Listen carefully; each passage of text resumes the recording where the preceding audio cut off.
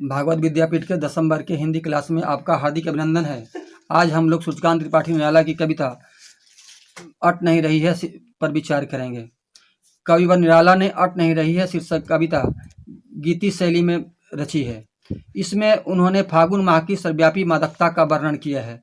इस माह में ठंड से ठिठुरी वनस्पतियों में सरसता का संचार हो जाता है, जो प्रकृति के संपूर्ण चराचरों में सर्वत्र दिखाई पड़ने लगता है।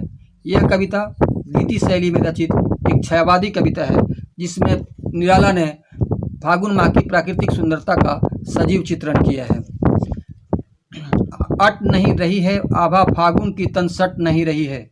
कविवर निराला फागुन माह का मानवीकरण करते हुए कहते हैं कि फागुन की सुंदरता सर्वव्यापक है, वह प्रकृति और तन मन में समाहित ही नहीं हो पा रही है।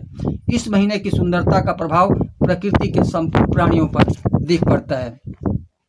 कहीं सांस लेते हो घर घर भर देते हो, उड़ने को नभ में तुम पर कर देते हो। आंख हटाता हूं तो अट नहीं रही है आभा फागुन की तन सट नहीं रही है।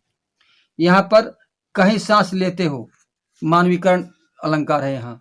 यहाँ फागुन माह का मानवीकरण किया गया है। घर घर भर देते हो तो घर घर भर में अनुप्रास अलंकार है और घर घर में पुनरुक्ति प्रकाश अलंकार है।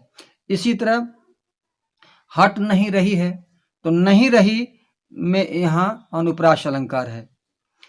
तो फागुन माह के आते ही संसार के सभी प्राणी जब सांस लेते हैं तो अपनी उस सांसों से सांसारिक वातावरण में चारों ओर सुगंधित मादकता का संचार कर देते हैं। फागुन की मादकता व्यक्ति प्राणी में स्वर्णिम कल्पना का संचार कर उन्हें असीम आसमान में उड़ने के लिए उत्साहित कर देती है। कवि की आंखें फागुन की प्राकृतिक सुंदरता से अभिभूत है, फलतः उनकी आंखें, उनकी नजरें इससे हटती ही नहीं है।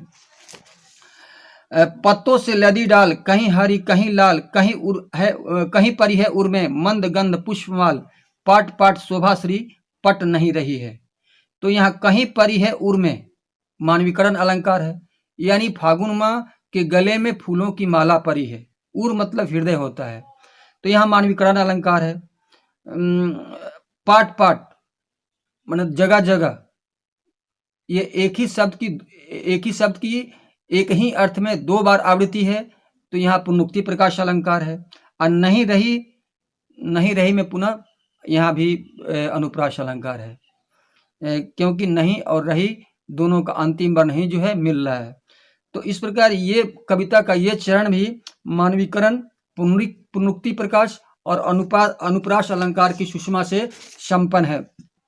फागुन की सुंदरता का दर्शन पेड़ पौधों इत्यादि वनस्पतियों की पत्तियों और फूलों में हो रहा है। वनस्पतियों की पत्तियां कहीं हरी भरी दिख पड़ती है, तो कहीं वनस्पतियों की टहनियां नौ किसलय दल से आच्छादित है, कहीं हरितिमा दिख पड़ती है तो कहीं लालिमा प्रतिबिंबित हो रही है।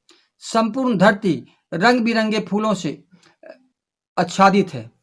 ऐसा लगता है कि इस माह में यानी फागुन माह में फागुन ने अपने गले में रंग बिरंगे पुष्पों की माला पहनकर उसकी सुर भी संपूर्ण वातावरण में बिखेर रहा है।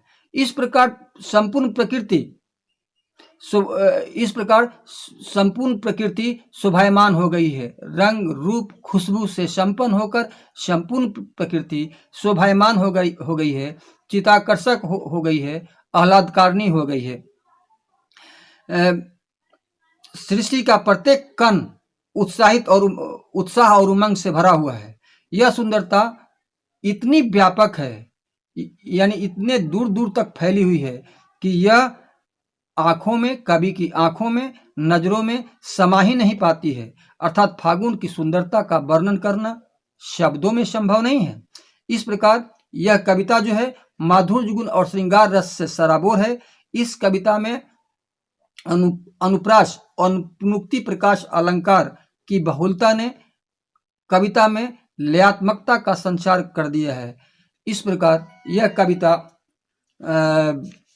यह कविता जो है गे कविता बन गई है। साथ ही आपको बताए थे कि गीति शैली में रचित है। तो गीति शैली की विशेषता है संक्षिप्तता, सरलता और गेयता। तो लयात्मकता के कारण ये गाने योग्य है। इसके वाक्य जो है छोटे छोटे और सरल शब्दों में रचित हैं। फलतः यह कविता जो है गीति शैली में रचित है। धन्यवाद। आज की क्लास में बस इतना ही।